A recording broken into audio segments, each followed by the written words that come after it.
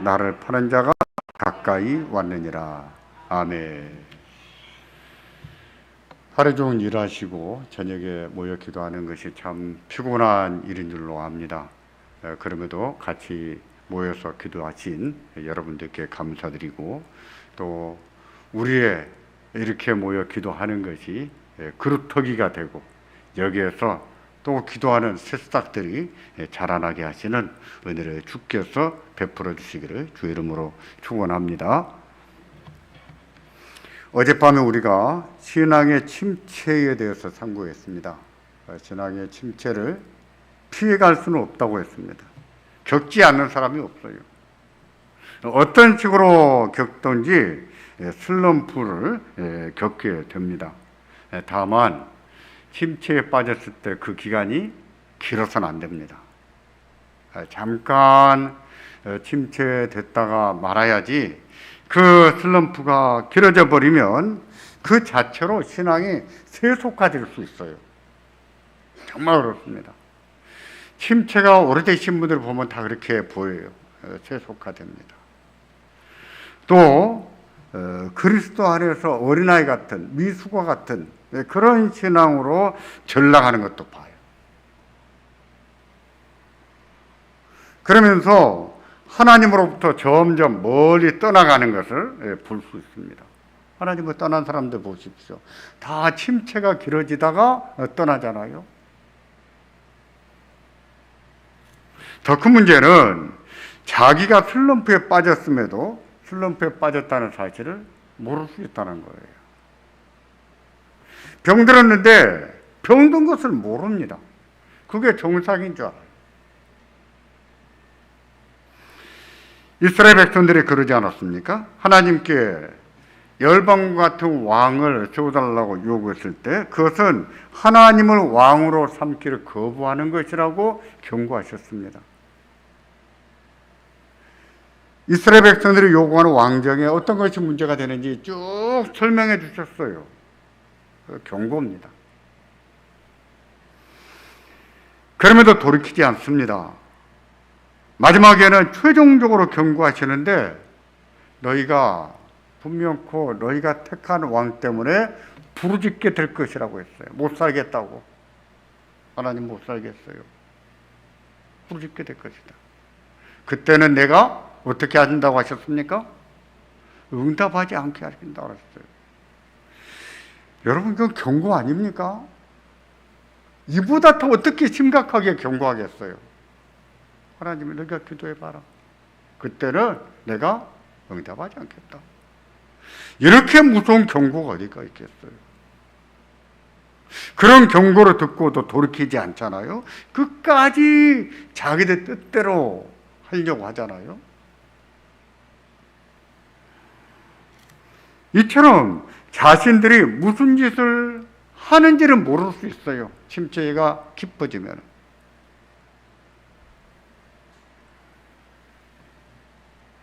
정말 그럴 수 있습니다. 슬럼프가 깊어지면 말입니다. 자기가 모를 수 있어요. 자기가 얼마나 지금 하나님과 멀어지고 있는지 모릅니다. 하나님 중심이 아니라 자기 중심이 되고 있다는 사실을 몰라요. 그렇게 살아도 가책이 안 돼요. 하나님보다 세상이 더 좋아지거든요. 그래요. 세상이 더 좋아집니다. 근데도 가책이 되지가 않아요. 이런 게 슬럼프에 빠졌다고 하는 증거입니다. 예배를 드린다고 해서 다 슬럼프에 안 빠진 거 아니에요? 기도하고 있다고 해서 다 안 빠진 거 아닙니다. 예배는 드리고 주일날 나오는데 그런데도 슬럼프에 빠질 수 있어요. 예배는 드리지만 자기 중심적, 인간 중심적. 오늘은 또 다른 증상에 대해서 참고하겠습니다. 본문은 겟세마네의 기도입니다. 마태복음은 겟세마네에 가서 기도했다라고 기록했는데, 누가는 감람산에 가서 기도했다라고 말씀을 합니다. 겟세마네와 감람산은요, 사실은 같은 큰 산인 것 같아요. 저도 안 가봐서 모르겠습니다. 책을 쭉 살펴보면은 그렇게 나옵니다. 감람이라고 하는 것은 올리브 열매잖아요. 이제 겟세마네라고 하는 말은 올리브 기름자는 틀이다는 뜻입니다. 그래서 겟세마네 동사는 감람산의 아랫자락을 말한다, 이렇게 설명하고 있어요. 겟세마네라 해도 괜찮고 감람산이라 해도 괜찮습니다. 성경에 두 가지 다 쓰고 있어요. 거기에서 기도하실 때 그날이 무슨 날이었냐면 예수님이 잡히시는 날이에요. 그날 밤에 기도하고 나서 잡히시거든요. 그때 예수님이 제자들에게 부탁하신 거예요. 나는 저쪽에서 기도할 테니까 너희들은 여기서 기도해라 하고 부탁하신 거예요. 근데 그 마태는 그때 예수님이 기도 부탁을 하실 때 그 표정이 어땠는가를 써놨는데, 고민하고 슬픈 마음으로 부탁하셨다, 이렇게 기록하고 있어요. 마태는 나중에 성경 기록할 때 예수님이 그날 밤에 어떤 표정으로 어떤 마음으로 기도 부탁을 하셨는가가 기억이 됐던 것이죠. 떠올랐던 거죠. 그날 밤에 예수님이 고민하고 슬픈 마음으로 부탁하셨다. 실제로 26장 38절에 보시면 예수님도 이렇게 말씀하십니다. 이것은 마태의 기록이 아니라 예수님이 하신 말씀이에요. 같이 보겠습니다. 내 마음이 심히 고민하여 죽게 되었으니 너희는 여기 머물러 나와 함께 깨어 있으라. 아예 노골적으로 예수님이 말씀하셨어요. 내가 심히 고민해서 죽게 됐다. 정말 죽을 지경이다. 그러니 너희는 여기 머물러서 나와 함께 깨어 있으라. 깨어 있으라는 것이 무엇입니까? 기도하라는 거예요. 예수님이 어떤 심정으로 기도 부탁을 하셨는가 기억해야 됩니다. 어떤 심정으로 기도 부탁을 하셨는가.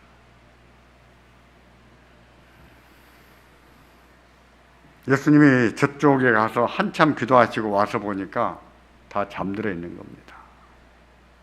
다 자고 있었어요.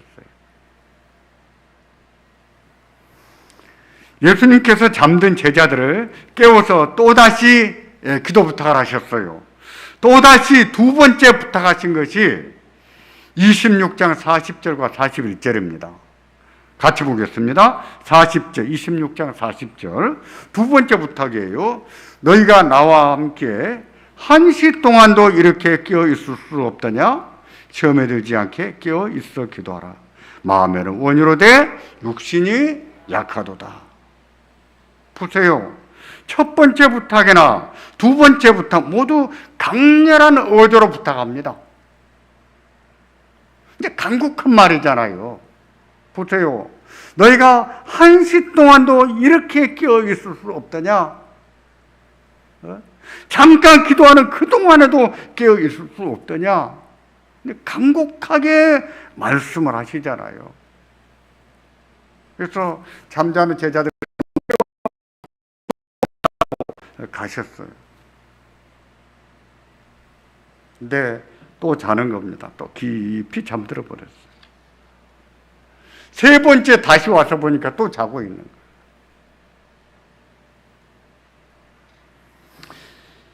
바로 기도하지 않는 것, 이처럼 기도하지 못하는 것, 이런 것 자체도 영적인 슬럼프에 빠진 전형적인 증상 가운데 하나입니다. 기도가 싫어진다, 기도하기가 힘들다, 기도가 안 된다, 기도를 안 한다, 그래도 답답하지 않아요, 그래도 좋아요, 이런 자체가 영적인 슬럼프에 빠졌다고 하는 대표적인 증거 가운데 하나입니다. 이런 사실을 통해서 영적인 침체에 관해서 몇 가지 교훈을 받을 수 있어요. 첫째는 기도하지 않는 것도 영적인 침체라는 사실입니다. 기도하지 않는 것도 영적인 침체다. 기도하지 않는 사람들은 알아야 됩니다. 아, 내가 영적으로 슬럼프에 빠져 있구나. 그걸 아셔야 돼요.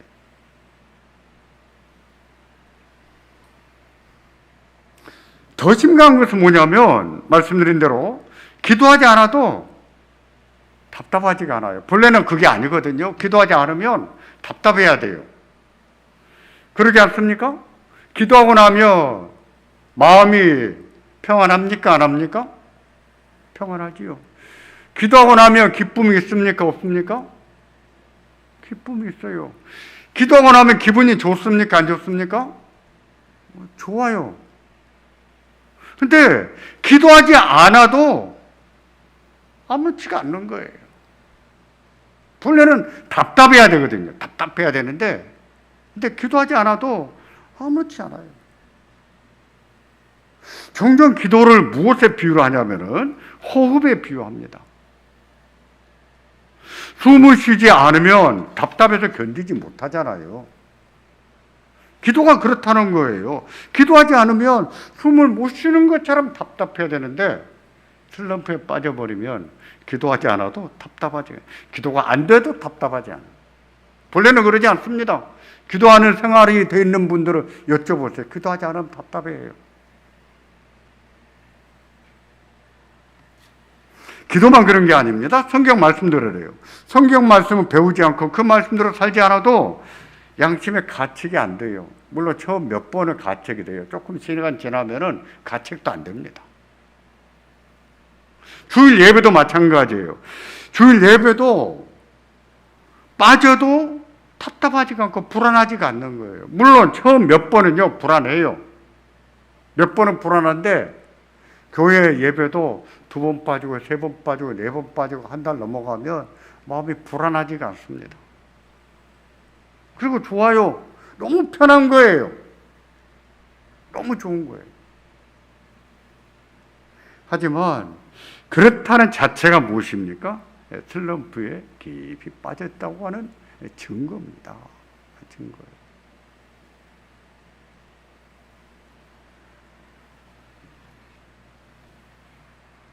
신종 코로나 팬데믹 이후에 한국 교회가 그런 병에 걸렸습니다. 병에 걸렸어요. 단단히 걸렸습니다. 바이러스가 치명적이고 창궐 했을 때는 영상 예배를 드렸어요. 그땐 잘했어요. 왜? 델타는 너무 치명적이었거든요. 너무 많은 사람들이 죽고. 지금은 그러지 않습니다. 지금은 그렇게 치명적이지 않아요. 특히 젊은 사람들. 그렇게 치명적이지 않습니다. 식당에도 갑니다. 카페도 가요.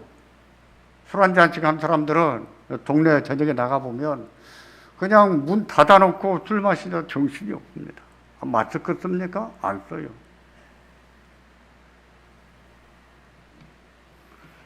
그런데도 교회는 안 갑니다. 교회는 안 가요. 어른들은 예배해도 젊은 사람들은 더 안 합니다. 근데 그래도 불안하지가 않아요. 그래도 좋습니다. 하지만 그렇게 되어가는 자체가 신앙적으로, 영적으로 병들었다고 하는 증거라는 사실을 알아야 돼요.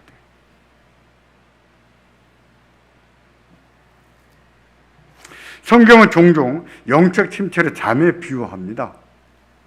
침체에서 벗어나는 것을 잠에서 깨어나는 것에 비유로 하죠.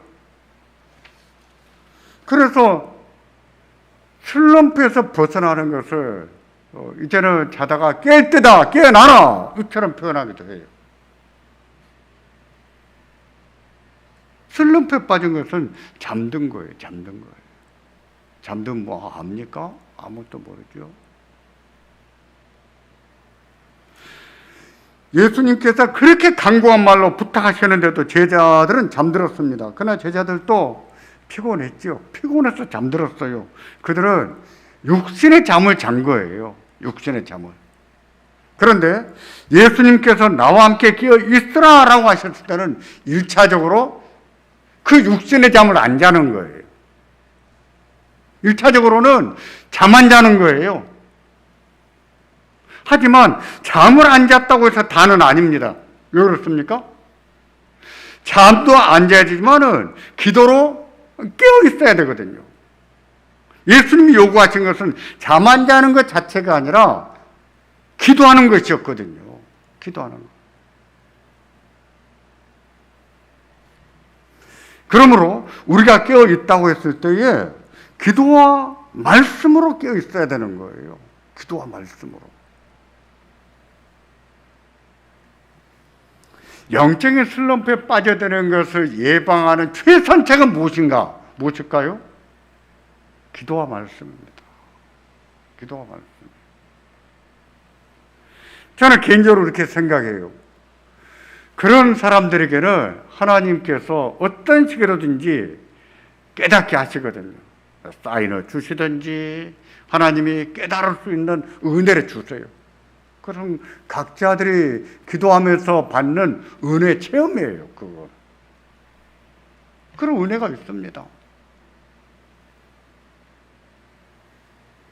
또 슬럼프에 일단 빠졌을 때도 마찬가지예요. 슬럼프에서 벗어나는 길은 무엇인가? 무엇일까요?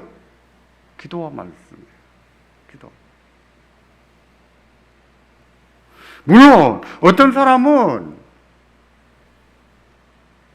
사고가 나든지 몸이 아픈든지 그런 계기로 인해서 다시 기도하고 말씀 보기를 시작합니다. 그런데 슬럼프를 회복하는 것은 기도하게 하는 동기와 구분이 되지요. 몸이 아프다든지 사고를 당했다든지 그것은 기도하게 하는 동기이고, 슬럼프에서 벗어나게 하는 것은 기도와 말씀이에요.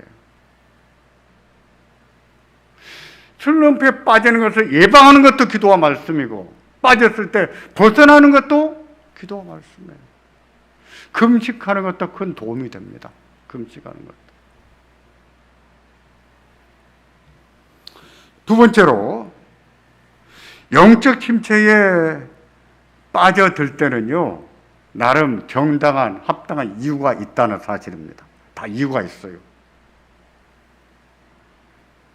우리가 살다 보면 까닭없이 고난을 당할 때가 있습니다. 그러나 대개는 이유가 있지요. 영적인 침체에 빠지는 것도 마찬가지입니다. 슬럼프에 빠질 수밖에 없는 이유들이, 그만한 이유들이 다 있어요. 누가는 그날 밤에 왜 제자들이 잠들었는가 이유를 설명할 때 슬픔을 인해서 너무 슬퍼서 잠들었다 이렇게 말하고 있습니다. 마가는요, 눈이 심히 피곤해서 기도를 못하고 잠들었다 이렇게 말씀하고 있어요. 예수님께서도요, 제자들이 슬픔과 피곤에 지쳐서 잠든 것을 아셨다 그랬어요. 뿐만 아니라 예수님께서는 너희가 마음은 원이라도 뭐가 약하다고요? 육신이 약하구나 라고도 말씀하셨어요. 이런 내용이 무엇입니까? 제자들이 기도하지 못하고 잠든 데는 다 이유가 있었다는 뜻이에요. 피곤했고 마음이 슬펐고.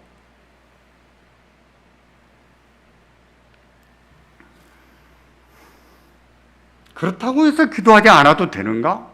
그럴까요? 그렇지 않습니다. 그렇다고 해서 시험에 들지 않을까요? 그렇지 않아요. 그렇다고 해서 마귀가 봐줄까요? 이유가 정당하다고?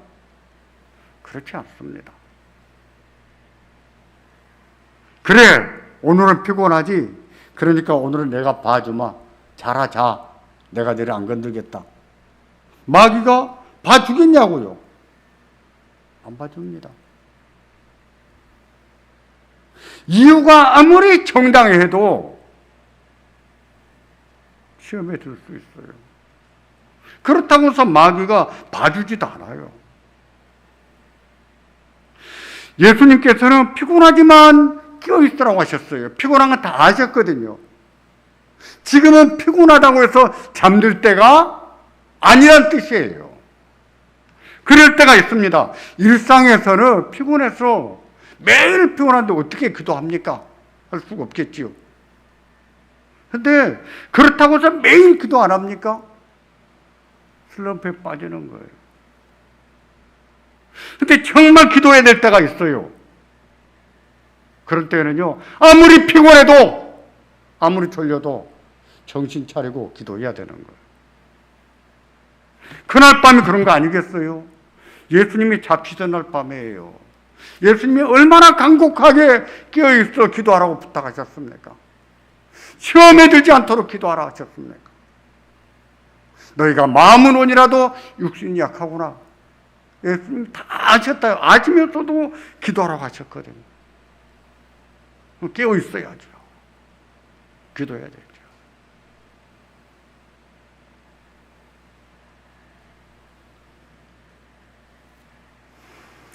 저는 예배 때 어쩌다 조는 것은 저는 이해합니다. 저도 젊었을 때 예배 때 좋은 때가 있었거든요. 그래서 이해를 합니다. 특히 오후 예배 때 조는 것은요, 저는 그거 가지고 뭐라고 하지 않아요. 많은 분들이 졸아도 오후 예배 때는 그냥 못 본 채 합니다. 점심 드시고 나면 얼마나 졸립니까? 제가 그렇거든요. 점심 먹고 운전할 때 정말 괴롭거든요. 식곤증이 있거든요. 그래서 저는 오후 예배 때 조시는 것은 저 이해를 해요.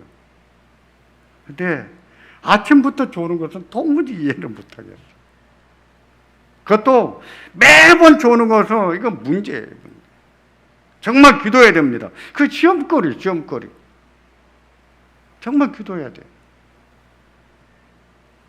아무리 이유가 그렇다고 한들 이렇게 돼버리면 이것이 뭐가 될까요? 고질병이에요. 고질병.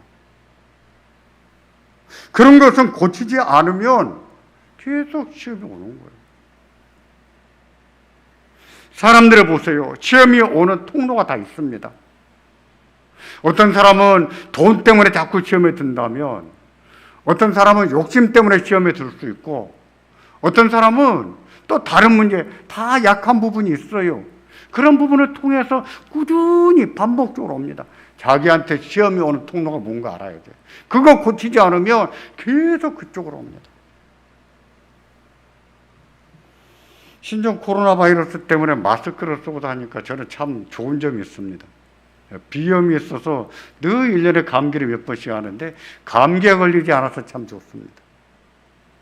앞으로 팬데믹이 없어져도 나는 마스크 쓰고 살아야겠다. 저는 그렇게 생각합니다. 왜? 약한 경로가 있거든요. 감기도 경로가 있어요. 마찬가지예요. 마귀가 어떤 사람들에게 접근할 때는 그 사람의 약한 부분을 너무 잘 알아요. 그 부분으로 오는 거예요.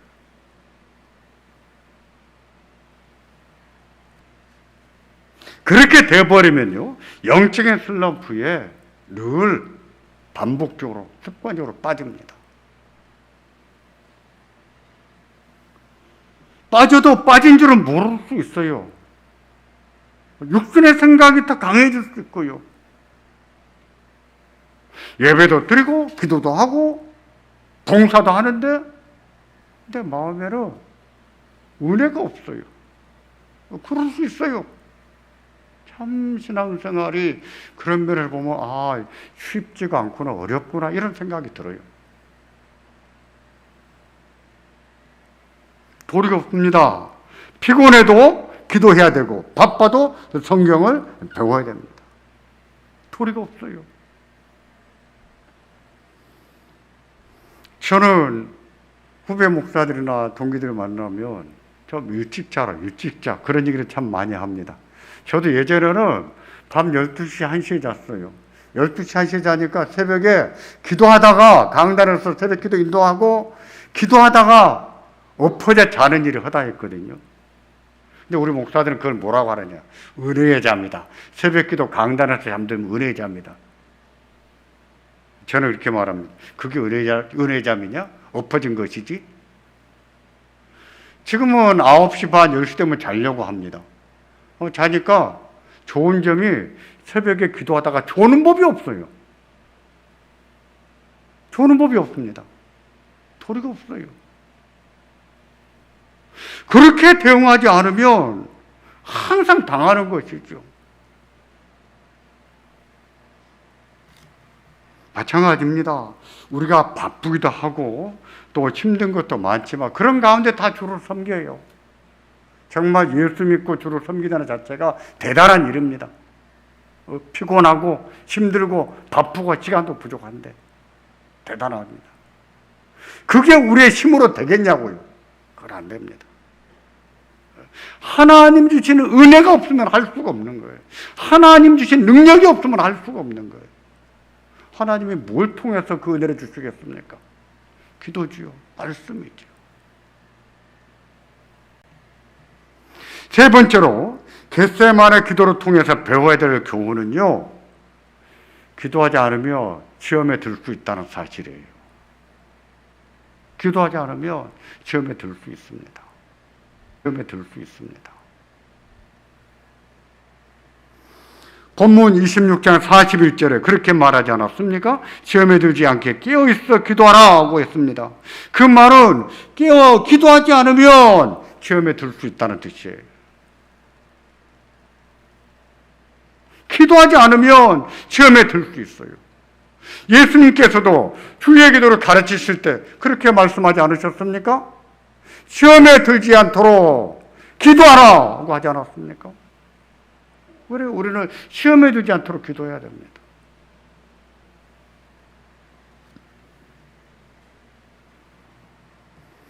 어떤 시험은 기도하지 않았다가 시험에 들었을 때 어떤 시험은 비교적 가벼워요.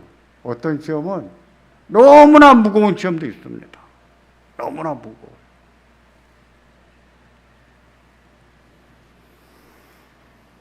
너무 무거워서 감당할 길이 없는 그런 시험에 들 수도 있어요. 베드로가 그러지 않았습니까? 예수님께서 겟세마네 동산에 데리고 가시기 전에도 사탄이 밀 까부릇하려고 너희를 청구했다 그랬거든요. 밀을 까부른다는 얘기가 밀을 갈아서 가루가 됐을 때 고운 것을 골라내기 위해서 채질하는 것을 말합니다. 채질을 어떻게 합니까? 흔들어서 내가 탁탁 때리지 않습니까? 그러면 굳은 가루는 톡톡 튑니다. 사탄이 너희들을 밀을 까부르듯 체질하려고 청구했다 그랬거든요. 예수님 미리 말씀해 주셨어요. 시험에 들 수 있다고. 그리고 겟세마네 동산에 가셔서 또 말씀하신 거예요. 시험에 들지 않기를 기도하라. 2번이나 말씀하신 겁니다. 그럼에도 기도하지 않았고 큰 시험에 들었습니다. 일생일대에 돌이킬 수 없는 시험. 아파도 이렇게 아픈 시험이 어디가 있겠어요? 내가 예수님을 부인하다니 생각해 보십시오. 새벽마다 닭이 웃건데 닭이 울 때마다 예수님을 배반했던 그 생각이 떠오르지 않았겠습니까? 얼마나 고통스럽게. 어떤 시험은 그런 거예요. 잠깐 아프고 많은 시험도 있지만 어떤 시험은요, 평생 아픔을 겪고 살아야 되는 시험도 있어요. 어떤 시험에 걸릴지 알 수가 없습니다. 근데 기도하지 않습니까? 해야지요. 앞에서 말씀드렸듯이 기도하지 않고 잠든 이유가 아무리 정당하고 아무리 합리적이고 아무리 그럴 만한 이유가 된다고 해서 사탄은 봐주지 않아요. 봐주지 않습니다. 오히려 그것을 기회로 삼습니다. 사탄은 그래요. 우리의 약점들을 잡아서 기회로 삼아요. 슬픔을 인해서 피곤해서 기도하지 못해? 옳다 됐다. 그걸 기회로 삼는다니까요.